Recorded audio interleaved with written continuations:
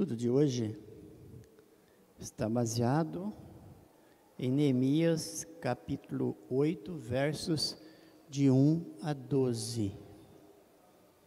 Neemias 8, versos de 1 a 12.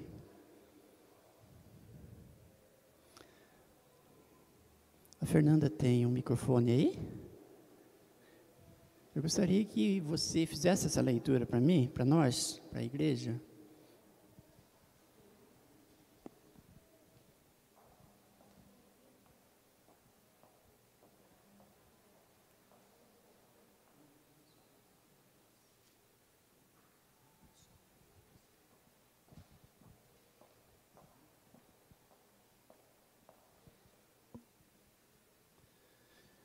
Eu gostaria de pedir a atenção dos irmãos na leitura, porque esse estudo ele tem um objetivo de nos ensinar a ler.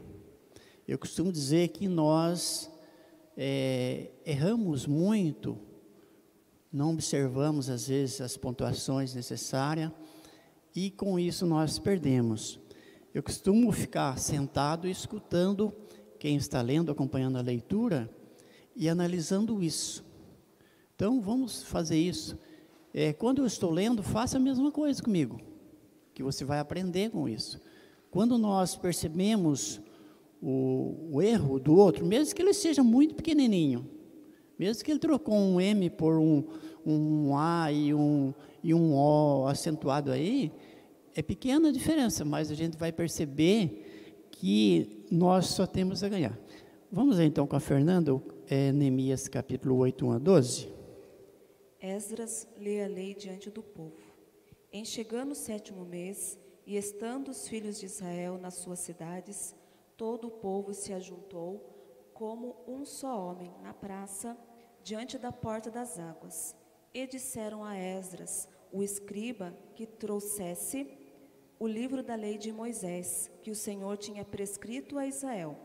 Esdras, o sacerdote, trouxe a lei perante a congregação, tanto de homens como de mulheres, e de todos os que eram capazes de entender o que se ouviam.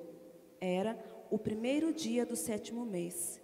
E leu no livro diante da praça, que está à fronteira, à porta das águas, desde a alva até ao meio-dia, perante os homens e mulheres e os que podiam entender, e todo o povo tinha os ouvidos atentos ao livro da lei.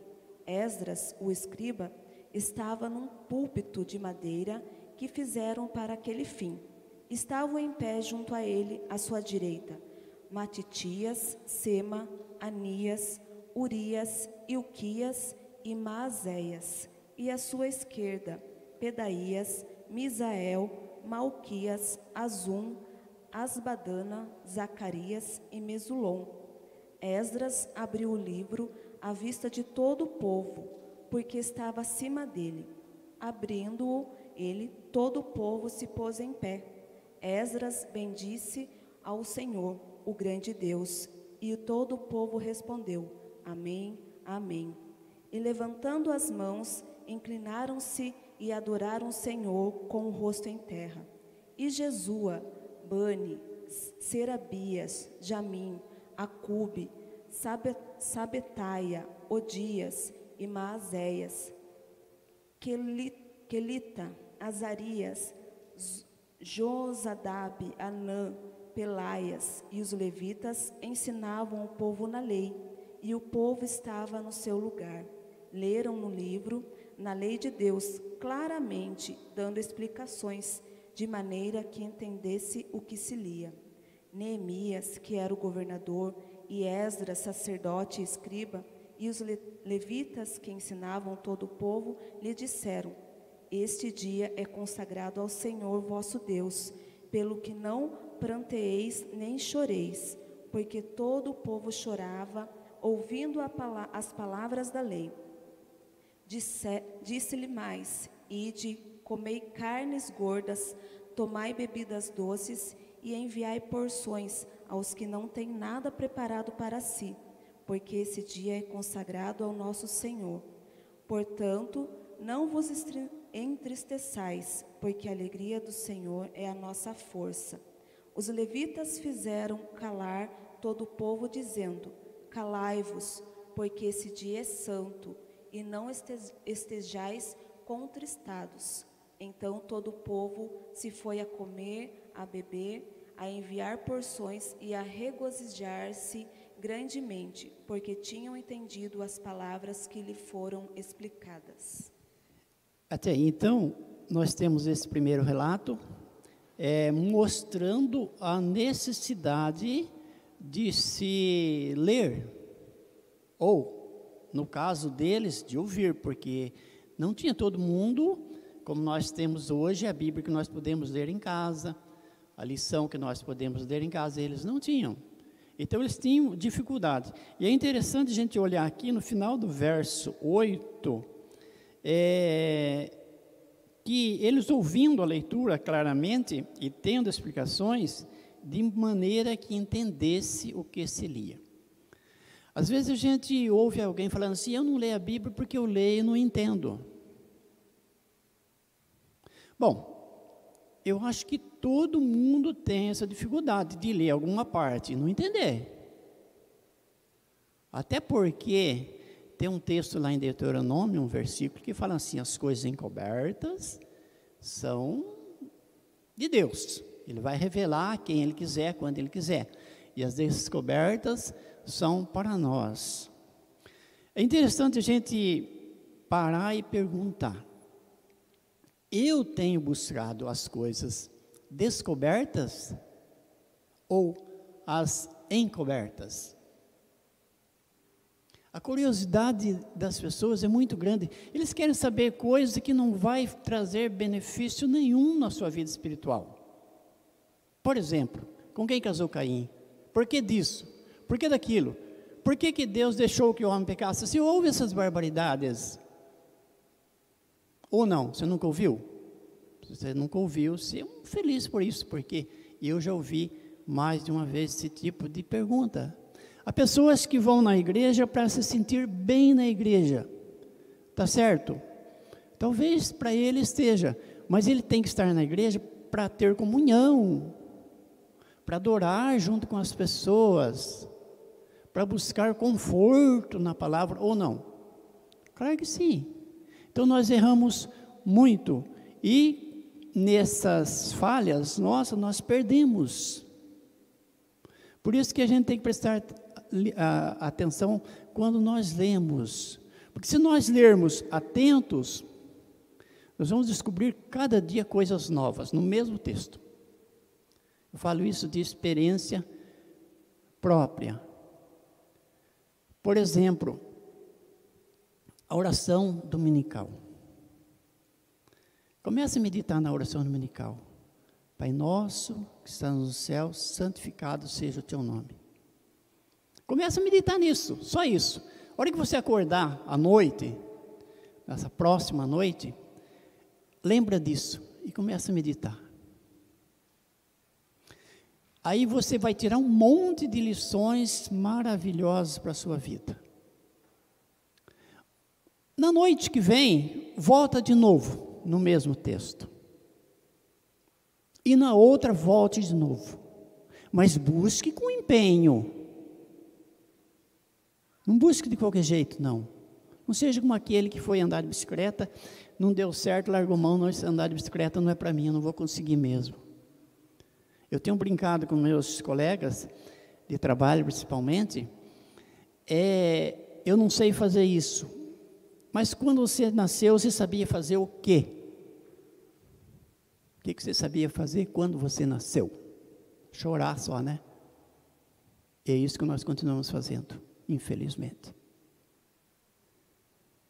Quantos tombos a gente já levou na vida para chegar aonde está? A hora que alguém não concordar comigo, pode pedir a palavra que eu vou parar e você vai dizer o que você pensa disto. E a leitura da palavra de Deus, gente, não é diferente disso. Nós Nós só vamos começar a entender quando nós buscarmos de todo o nosso coração. Isso que a palavra nos ensina. Buscar a Deus de todo o coração. E a leitura de hoje, essa lição de hoje, teria que ter uma pessoa muito para frente aqui, como diz o presbítero Saulo, para nos ajudar. Porque você que leu uma vez essa lição, eu acredito que a sua cabeça fez um redemoinho aí, não deu para nada. Se você não leu nenhuma vez, então, daí vai ficar um pouco pior, porque a gente não vai conseguir desenrolar nada. Eu li algumas vezes e aprendi um pouquinho, muito pouquinho, mas consegui aprender. Então, ela começa dizendo, o título da lição, né? Os gêneros literários do Antigo Testamento. E eu podia até fazer uma crítica aqui. Isso vai acrescentar alguma coisa para as nossas vidas? Será que vai? E a gente costuma falar o pior que vai não, o melhor que vai acrescentar sim. Nós vamos chegar numa certa altura que nós vamos começar a entender isso. Então, Bíblia é um conjunto de livros e que é originada, digamos, da língua portuguesa, da nossa língua. Quando no hebraico, ela continua sendo livros. A Bíblia é transliteração de uma palavra grego, né, não hebraico, cuja forma é plural, significando os livros. E no fundo, para nós também é a mesma coisa. Por quê? Nós vamos ler no livro de Salmos, capítulo 51, versos tal e tal. Não é isso que nós fazemos? Então, por isso que eu disse que ela não vai acrescentar muita coisa para o nosso crescimento espiritual. No segundo parágrafo, tudo isso já seria suficiente para esperarmos diferenças de estilo, de escrita, de vocabulário e de síntese, organização do texto, o que de fato pode ser encontrado ao longo de todo o Antigo Testamento. Os estudiosos do Antigo Testamento destacam, por exemplo, a diferença entre os estilos de Isaías, um erudito, e Amós, um homem simples, um boieiro e colhedor de sicômoros. É importante sabermos isso. Vamos chegar mais à frente e a gente vai começar a entender. Todavia, os livros que compõem o cânon do Antigo Testamento também são caracterizados por uma diversidade de gêneros literários. É importante conhecê-los, uma vez que cada gênero requer um modo de interpretação específico, segundo os princípios de hermenêutica. Ou seja, se nós não entendermos isso, aquilo que eu disse antes, a gente vai ler, não entendeu nada. Eu não vou ler mais isso, eu vou ler aquilo outro. Isso tudo nós vamos ver mais na frente, porque isso aqui não entendi nada. Por exemplo, quando a gente lê genealogia, quem nunca leu a Bíblia toda, de Gênesis até o Apocalipse, é bom ler um dia. Um dia não, um tempo, né? Porque vai demorar muitos dias para ser lido. É bom que se leia. Por quê que eu estou dizendo isso? Porque a Bíblia, nós, os presbiterianos, professamos a nossa fé em cima da Bíblia como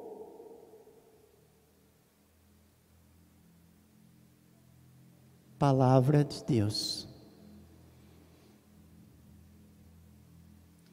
Parece que tem hora que a mente da gente não consegue juntar as peças, mas é a palavra de Deus. Então, se está escrito a genealogia porque Adão gerou a Caim e assim por diante, porque tem alguma coisa a nos ensinar. E eu costumo dizer que quanto mais você lê, quanto mais você procura entender, mais você consegue perceber que tem muito o que aprender e que a gente não vai conseguir aprender tudo. Pode ter certeza disso. Se alguém falar assim, eu sei tudo de Bíblia, coitado. Pode saber tudo da letra, mas não da Bíblia, palavra de Deus. Você pode ler a Bíblia como você lê uma história. Imagine, você vai ler Cântico dos Cânticos, você lê uma história amorosa. Mas começa a ler como palavra de Deus, para você ver como é diferente. Isso vai trazer prazer na leitura. Salmo 1 diz o quê? Bem-aventurado aquele que não faz isso, isso, isso. Antes o seu prazer está na lei do Senhor, e na sua lei medita de dia e de noite. Será que é simples isso para todo mundo? Claro que não. Às vezes a gente acorda de noite, vou repetir muito isso. A gente acorda à noite e fica pensando no problema que a gente tem que resolver amanhã.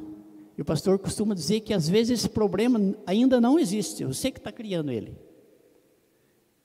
E ele nem vai acontecer nada amanhã, mas você fica criando aquele problema. Será que isso vai dar certo? Será que eu vou conseguir isso? Será que vai dar certo aquilo? E a gente fica criando esse tipo de coisa. E eu tenho aprendido, por isso que eu disse que eu vou repetir muito, eu tenho aprendido a acordar à noite e procurar uma palavra na Bíblia e meditar nela. E se alguém não tem essa experiência, comece e depois venha conversar comigo. Ver quanto isso é valioso para as nossas vidas. Esquece aquele problema que você acha que vai acontecer amanhã, ou depois de amanhã, ou por causa disso, daquilo, e começa a meditar. Começa a meditar. Você vai ver quanto isso é importante, quanto isso é agradável, quanto isso nos abençoa, quanto isso nos dá forças para prosseguirmos, quanto isso nos dá prazer na lei do Senhor, quanto isso nos dá ânimos para buscarmos em Deus cada dia mais a direção para as nossas vidas, porque está nele. Isso eu queira ou não. Eu queira ou eu não queira, a minha vida está sob a direção de Deus. Por que então dá errado às vezes? Porque eu sou negligente à palavra de Deus, porque eu sou negligente ao plano de Deus, porque eu sou negligente aos conselhos de Deus, o propósito de Deus para a minha vida. Trata-se de algo básico em qualquer literatura. Uma poesia não pode ser interpretada da mesma maneira que um código legal. Veja a diferença que ele está pondo de uma para outra. Uma poesia de um código legal. O que é um código legal? É um código de leis. Não podemos abordar uma fábula da mesma forma como abordamos um soneto. Encontramos exemplos instrutivos na segunda tentação de Cristo, registrada nos evangelhos. Satanás tenta Jesus citando Salmo 91, 11. E o incentivando, veja bem, a crer nessa passagem como se fosse uma promessa. Aos seus anjos dará ordem a teu respeito, para que te guardem em todos os teus caminhos. A resposta de Jesus foi: também está escrito, não tentarás o Senhor teu Deus. Com essa resposta, Jesus reconhece que o texto citado por Satanás não era uma promessa, mas sim uma poesia acerca do cuidado de Deus para com todos os crentes.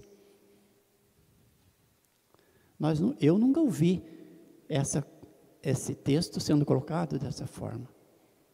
Nunca me preocupei também, porque Satanás disse isso, Jesus tinha que obedecer Satanás? Claro que não. Claro que não. Jesus reconhece que o texto citado por Satanás não era uma promessa, mas sim uma poesia acerca do cuidado de Deus para com todos os crentes. Não se tratava de uma garantia de que o Messias jamais sofreria algum dano nesse mundo. Jesus demonstra aqui a importância de se conhecer o gênero literário de uma passagem bíblica para uma correta aplicação.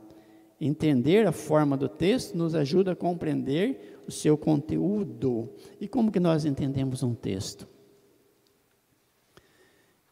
Há sempre num texto um contexto. Há sempre no texto um contexto. E, infelizmente, às vezes a gente é tentado pela nossa fraqueza a focarmos em um texto e querermos que aquele texto nos ensine tudo aquilo que nós queremos aprender. Esse que é o pior. Mas não era isso que eu queria ouvir. Então dá uma olhada no contexto e vê o que aquele texto está falando, em que época, para quem. Se não tiver nada a ver com você, então vira a página e vai olhar no outro lugar, porque não é para você mesmo. Certo? Isso será. Se é a palavra de Deus, e se a palavra de Deus, ela, só fechar essa partinha, Nathalie, se a palavra de Deus, ela é apta para ensinar, corrigir, e admoestar, e tem uma lista enorme aqui, então ela é para mim sim. Pode falar, Nathalie. Se nós, como o senhor, aqui em Neemias, no versículo 8, leram no livro, na lei de Deus, claramente, dando explicações de maneira que entendesse o que se lia.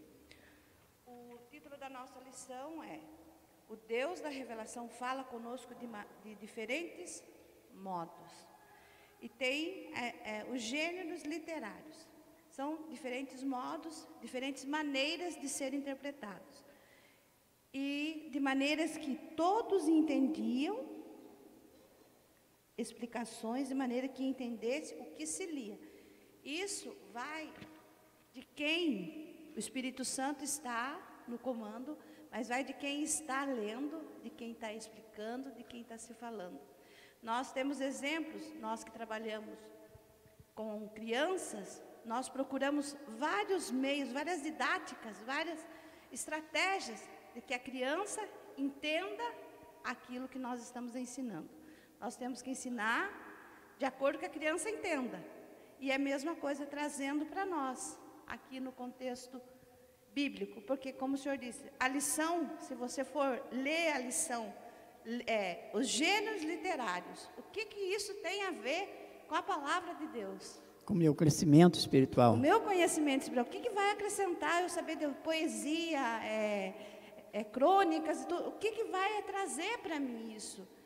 Mas vai de quem está, como diz aqui em Neemias, explicando de maneira que todos entendessem. E para que isso todos entendam, é a ação do Espírito Santo nas nossas vidas, e a pessoa, como o senhor que está aí, está se saindo muito bem, parabéns. Mas nós temos que ensinar, é a mesma coisa, um professor vai ensinar uma forma de física. Tem professor que inventa música, aquilo lá, para a criança memorize. Um texto para alfabetização, a gente procura várias estratégias para a gente chegar no que a criança entenda. E é isso que a lição vem trazendo para nós hoje. A gente ler, entender que Deus fala conosco de várias maneiras, de vários tipos de linguagem. Então, é por isso que Jesus falava por parábola. Eu fico pensando que quando Jesus foi falar de semente, ele não falou para bancário e mecânico. Eu estou pensando isso. Ele deve ter falado para pessoas como eu, o Pedro, que já fomos pessoas do campo. O Amós, ele era uma pessoa do campo, o homem que colhia figos e que cuidava de bois. Veja que interessante, Deus usou Amós para falar uma linguagem que pessoas talvez mais simples entendessem a mesma mensagem que o erudito Isaías, que estava lá na casa do rei, falava. Quando Jesus foi dar uma lição bem forte no sentido assim de ânimo para os pescadores, o que foi que Jesus disse? Complete para mim. Eu vos farei pescadores de gente. E assim por diante. Então, veja bem, quando a gente começa a aprofundar na palavra, a gente já começa a perceber que Deus usa meios, como a Nathalie disse, diferentes, mas para pessoas diferentes, não vai usar meio diferente para todas as pessoas. E aí o Espírito Santo vai falando no nosso coração, mas para isso nós precisamos buscar, não podemos esquecer disso. Quando Jesus está falando lá de orar, ele fala assim, bater e abrir-se-vos-á, buscareis e achareis. Em outra palavra diz, buscar-me-eis e me achareis, quando? Buscar com todo o empenho. Aí volta lá onde eu falei do início, não, eu não sei fazer isso.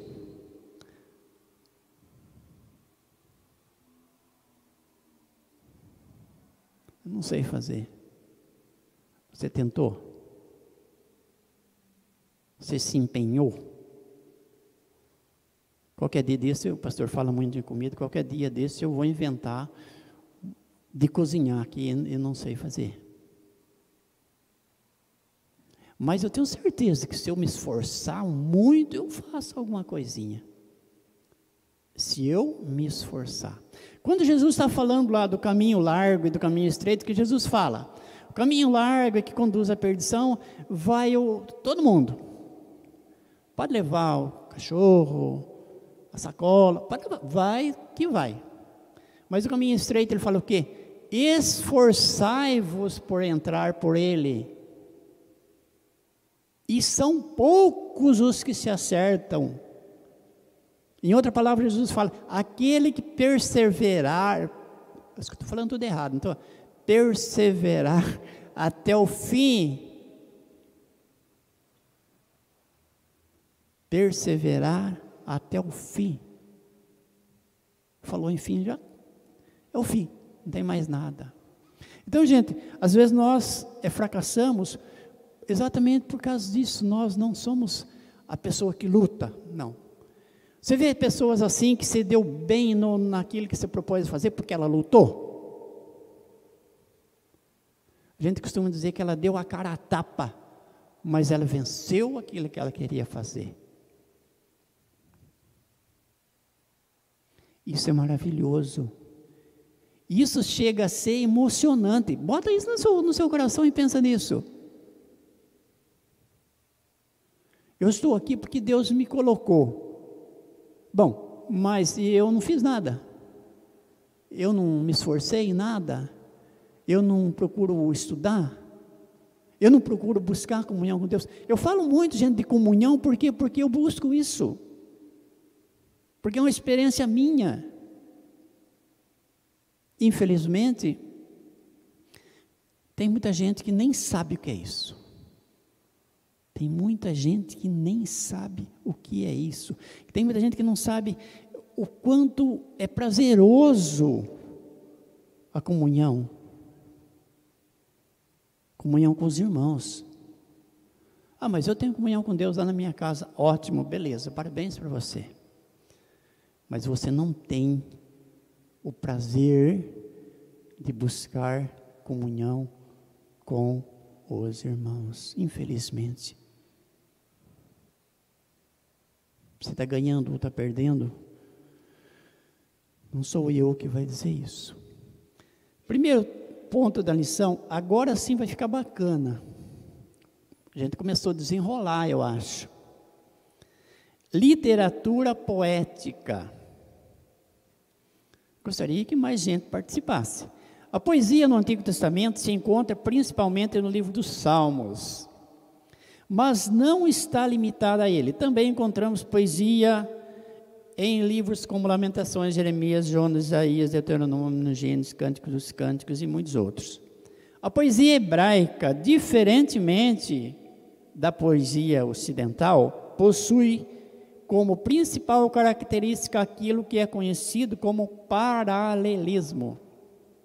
que consiste numa série de frases ou orações da qual a ideia de uma linha é levada para a próxima. O paralelismo presente na poesia hebraica pode ser de alguns tipos. Por exemplo, aqui está uma palavrinha que eu nunca vi na minha vida, vi aqui nessa lição: sinonímico. Tem algumas pessoas aqui que têm mais escola que eu, poderia ajudar a gente a trabalhar aqui. Mas vamos lá. Quando a ideia da primeira linha é repetida na segunda com palavras diferentes. Por exemplo, no Salmo 19, versículo 1. Os céus proclamam a glória de Deus e o firmamento anuncia a obra das suas mãos. Nós usamos sempre esse "e" para juntarmos uma frase depois de algumas vírgulas. Mas, se a gente abrir no Salmo 51, eu gostaria que você fizesse isso, mas não agora. Não agora. Começa a ler o Salmo 51. Eu estava olhando rapidinho.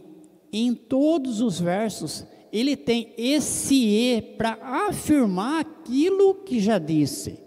Olha, os céus proclamam a glória de Deus e o firmamento anuncia a obra das suas mãos. E o Salmo 51 está exatamente dessa forma. Abre o Salmo 51. Enquanto a Nathalie está abrindo, eu vou seguir aqui. Esse é o sinonímico. Agora o antitético. Quando a ideia da primeira linha é constatada na segunda. O Senhor conhece o caminho dos justos, mas o caminho dos ímpios perecerá. Achou aí, Nathalie? Lê para mim só o primeiro versículo, está com o microfone. Vamos prestar atenção naquilo que eu disse.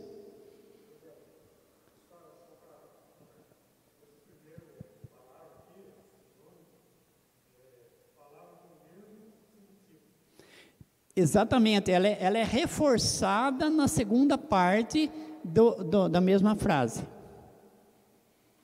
Versinho primeiro só, Nathalie. Compadece-te de mim, ó Deus, segundo a tua benignidade, e, segundo a multidão das tuas misericórdias, apaga as minhas transgressões. São sinônimas, o Pedro quis dizer, é exatamente isso. Só que parece que ela fala a primeira e ela dá mais um peso na segunda. E se você ler depois o Salmo 51 em casa, lê nessa perspectiva, lê pensando nisso, você vê que é maravilhoso. Então a lição parece que no começo, o que ela vai nos ensinar? Ela vai nos ensinar a ler. Incrível isso, né? Ah, não, mas eu sei ler. Sabe mesmo? Sabemos sim. Mas sabemos ler corretamente? Por isso que eu disse que a gente às vezes não sabe ler. E esse aqui é como se fosse uma chave para dar uma torcidinha lá na nossa mente, para que a gente possa aproveitar mais, aprender mais, ser mais abençoado com a própria leitura da palavra de Deus. É maravilhoso isso. Agora veja bem o 2 aqui, que é o antitético. Quando a ideia, está falando de leitura poética, quando o antitético quando a ideia a primeira linha é constatada com a segunda, ela faz um contraste, vira ao contrário. Aí seria, se um é sinônimo, o outro é o quê? Ajudem. Contrário de sinônimo? Antônimo? Isso? O Senhor conhece o caminho dos justos, mas o caminho dos ímpios perecerá. Vai se lembrar de alguns textos que você já leu, que você tem em mente, textos conhecidos. Por exemplo, João 3,16, o que fala? Porque Deus amou o mundo de tal maneira que deu seu Filho para que todo que nele crê não pereça. Mas o que não crê, para que o mundo para que não seja condenado. Mas o que... Abre lá para nós, me ajudem.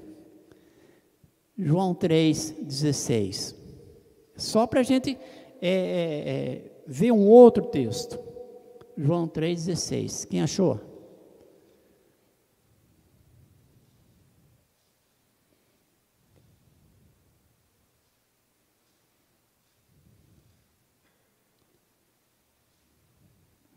O senhor Fernando está com o microfone aí perto? Porque Deus amou ao mundo de tal maneira que deu o seu Filho unigênito, para que todo aquele que nele crê não pereça, mas tenha a vida eterna. Vai na sequência.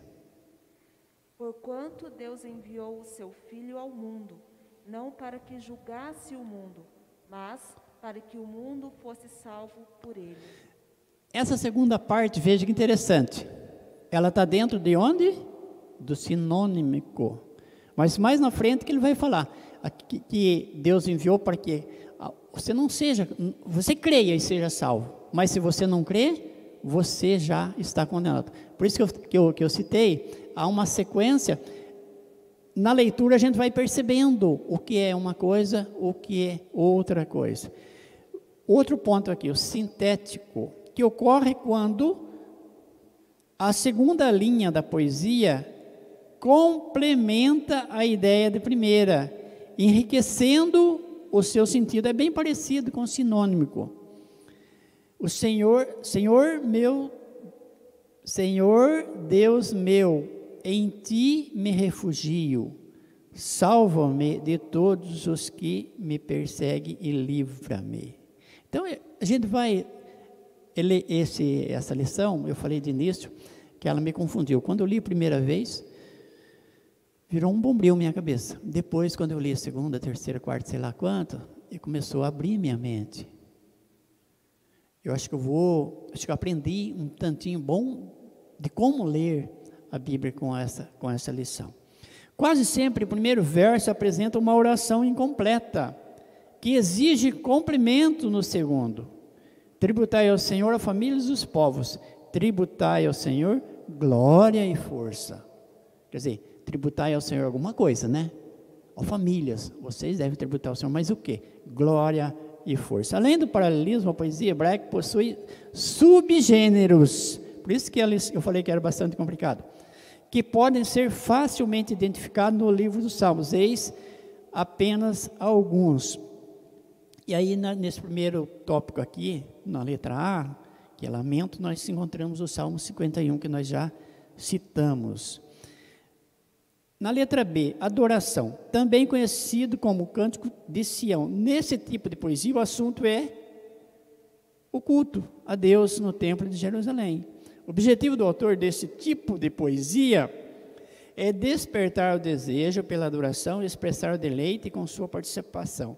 Os conhecidos salmos dos degraus, que é do 120 e 134, aqui pode ser mencionado.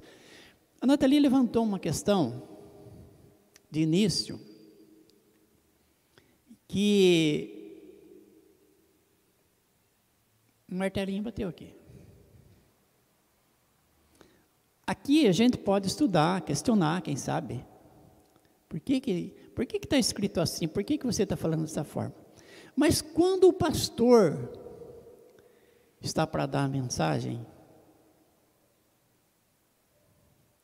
se ele não se colocou nas mãos de Deus para trazer uma mensagem do Espírito Santo para a igreja, dificilmente ele vai atingir a mente, o coração. Nós falamos coração, mas o nosso coração pode até trocar, botar um coração de qualquer um aqui que vai funcionar talvez do mesmo jeito, mas a nossa mente. Como que nós vamos entender se a mensagem for uma mensagem humana, que às vezes acontece?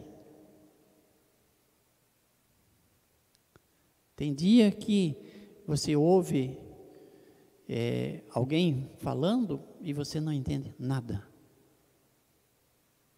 Já aconteceu isso com você? Já. Ah, não, comigo nunca aconteceu.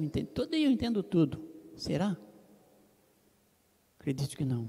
Então, veja que nessa variação de instrução, de maneira de se dizer, porque eu disse no início que Jesus dizia por parábola. Nathalie disse que tem que existir formas diferentes. Então, imagina a dificuldade. É preciso que o pastor bote o joelho no chão mesmo, porque senão ele vai atingir pouquíssimas pessoas, se atingir. Se a palavra de Deus usou Isaías, que era um erudito, para falar para os eruditos, e Deus usou Amós para falar para as pessoas mais simples. Como vai funcionar isso até nesse pacote todo? Como diz o pastor, complicado, né? Não é?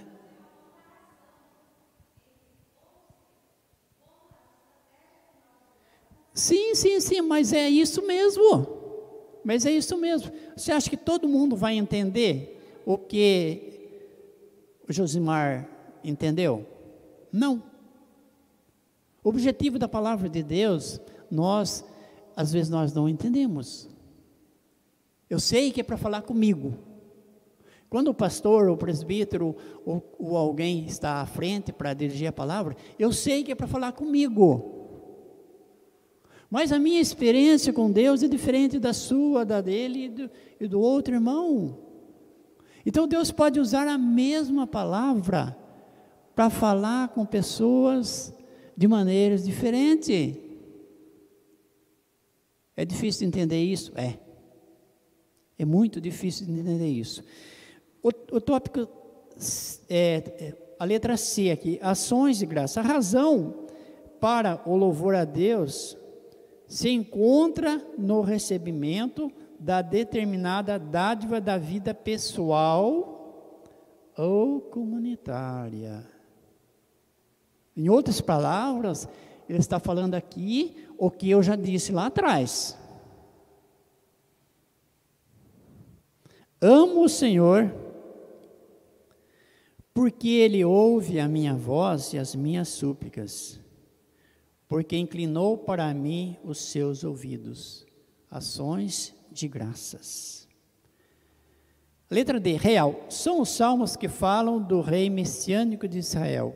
Apresenta orações em favor do rei e possui como motivos do reinado, a nação, a aliança de Deus com Davi e com Israel, a glória de Jerusalém e a vinda do Messias. Um dos mais conhecidos salmos é o Salmo número 2. Agora vem a literatura legal. Ele vem falando agora dos mandamentos. E no último tópico, no último parágrafo aqui, ele diz: o valor da literatura legal está em que ela nos ensina como devemos viver de modo agradável a Deus. É por essa razão que o conteúdo das leis bíblicas não diz respeito apenas à nossa religião, mas ao todo da vida, que deve ser inteiramente agradável a Deus. A literatura legal também nos mostra a nossa obrigação como membros do pacto da graça. Deus se dirige a nós e nos ordena a sua vontade. Em resposta, nós obedecemos. Talvez aqui seja uma carapuça para todos nós. Ninguém escapa dessa situação. Deus tem um projeto para a minha vida, mas eu não estou nem aí para o projeto de Deus. A gente vê isso às vezes nas crianças, adolescentes, que são malvados, que querem brigar com os pais, com a mãe, com a família. Ele usa aquele termo muito difícil de ser ouvido pelos pais: eu não pedi para nascer.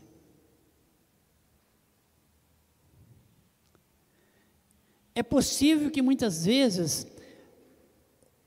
a gente esteja à beira desse caminho. Vamos repetir aqui. O valor da literatura legal está em que ela nos ensina como devemos viver de modo agradável a Deus. E por essa razão que o conteúdo das leis bíblicas não diz respeito apenas à nossa religião, mas a todo da vida, que deve ser inteiramente agradável ao Senhor. Literatura legal também nos mostra a nossa obrigação como membros do Pacto da Graça. Deus se dirige a nós e nos ordena a sua vontade. Em resposta, nós obedecemos.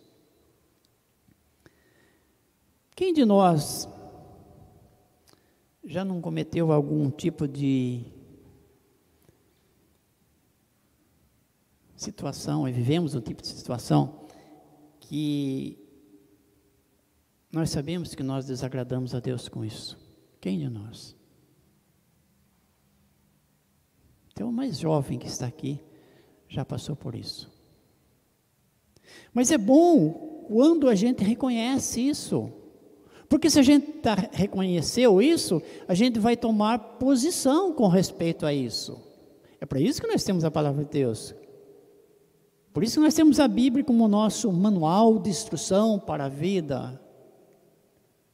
Agora, quando você nem liga mais, eu falei algumas coisas que eu sei que minha irmã não gostou, mas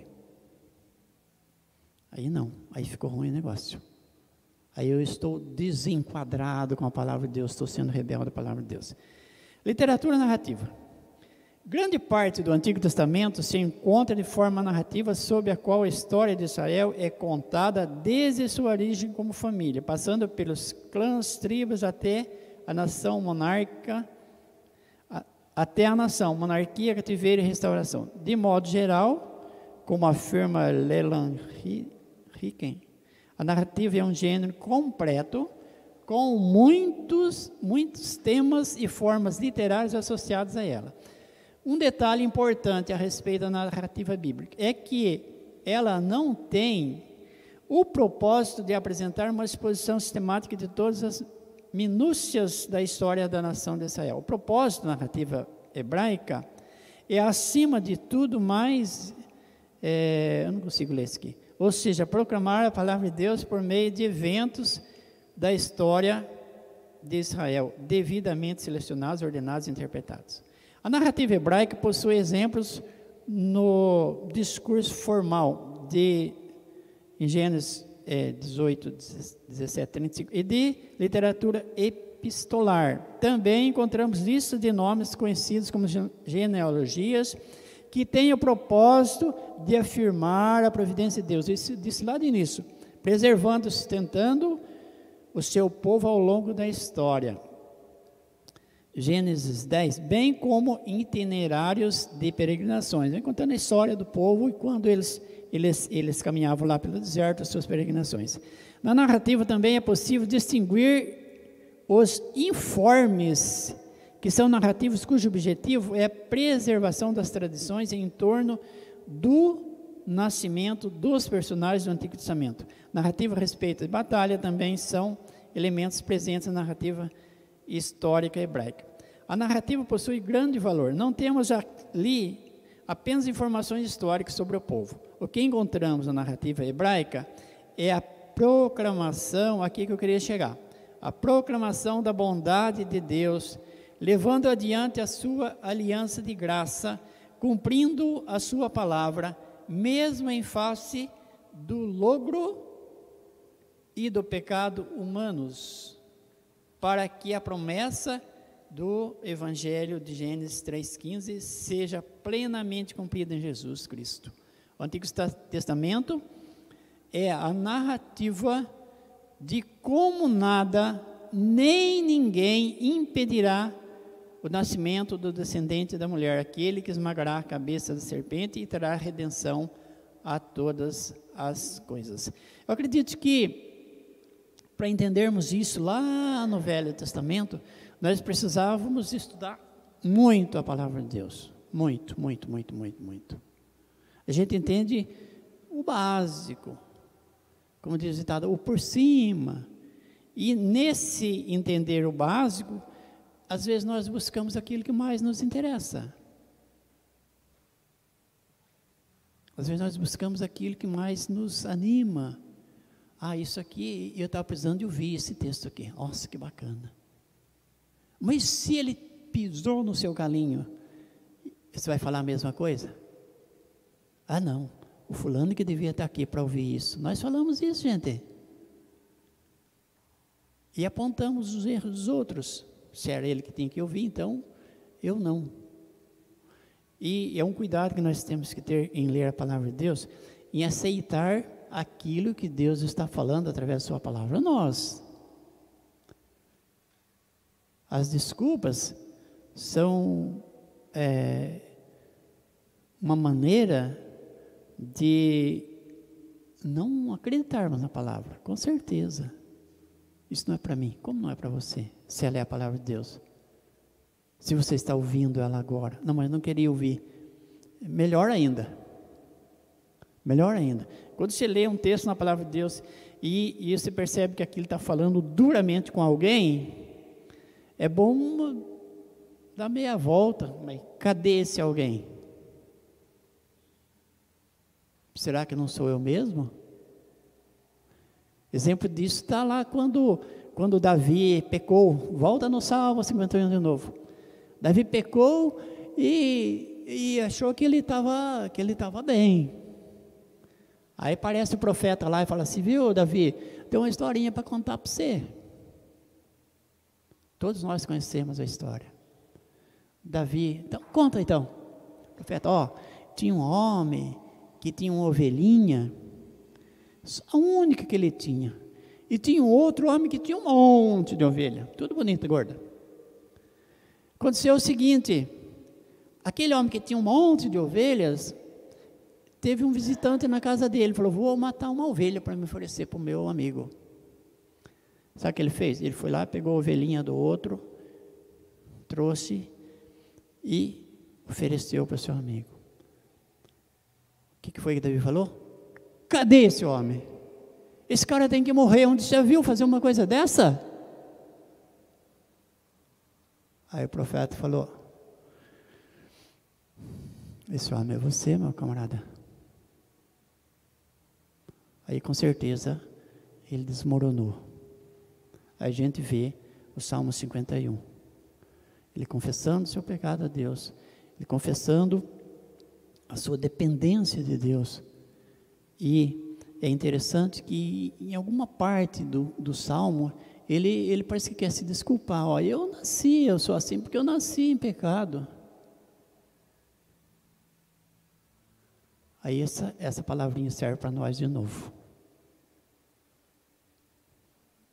Então Deus fala na sua palavra, é só estar atento. Eu vou na igreja, nem ouço a palavra de Deus, Deus não falou comigo. Talvez não mesmo, você não quis ouvir. Conclusão, nessa primeira lição a respeito de gêneros literários, podemos aprender acerca da poesia, das leis de narrativa presentes nos livros do Antigo Testamento. Na poesia hebraica, somos edificados por meio da multiplicidade de emoções humanas ali apresentadas. Nos Salmos encontramos, como disse Calvino, uma verdadeira anatomia de todas as partes de nossa alma. Podemos nos identificar facilmente com as lutas e anseios e as alegrias do salmista. Também podemos ver como o povo de Israel cantou a respeito do Messias vindouro, como sua esperança se fundamentava em Jesus. As leis nos mostram a vontade do Senhor para todas as áreas da nossa vida, mostrando-nos que não existe separação entre sagrado e profano, mas que toda a nossa vida é sagrada. As narrativas aquecem o nosso coração, por nos mostrarem o Deus providente que leva adiante o seu plano e que sustenta a sua aliança. Esse finalzinho aqui é de arrepiar. Não existe separação entre sagrado e profano, mas que toda a nossa vida é sagrada. Toda a nossa vida. E já presbítero Ezequiel disse de início. Muitas vezes nós nos esquivamos de certas situações, no sentido de achar que aquilo não tem problema. Não, eu só estou fazendo isso porque eu sou obrigado a fazer. Não sei como cuidar de uma situação assim, mas o que eu sei é o que está escrito aqui: toda a nossa vida é sagrada. As narrativas aquecem o nosso coração, por nos mostrarem o Deus providente, que leva adiante o seu plano, que sustenta a sua aliança. Você consegue perceber a importância de se conhecer os gêneros literários para o enriquecimento do seu estudo bíblico? Como esse conhecimento tem apoiado o seu crescimento espiritual? Então, na semana que vem, já vai falar do segundo tópico, né, nessa mesma ideia. Então, que Deus nos abençoe e que a gente possa estar se esforçando para aprender um pouquinho. Porque se nós estivermos aprendendo, nós vamos estar sendo capacitados. Quando alguém está fazendo um curso, ele se esforça o máximo que pode, perde noites de sono, fica triste, deixa de fazer algumas coisas, arranca tempo não sei de onde, e se esforça para atingir aquele plano dele, aquele processo, aquele trabalho que ele se dispôs para estar preparado. E que Deus nos abençoe.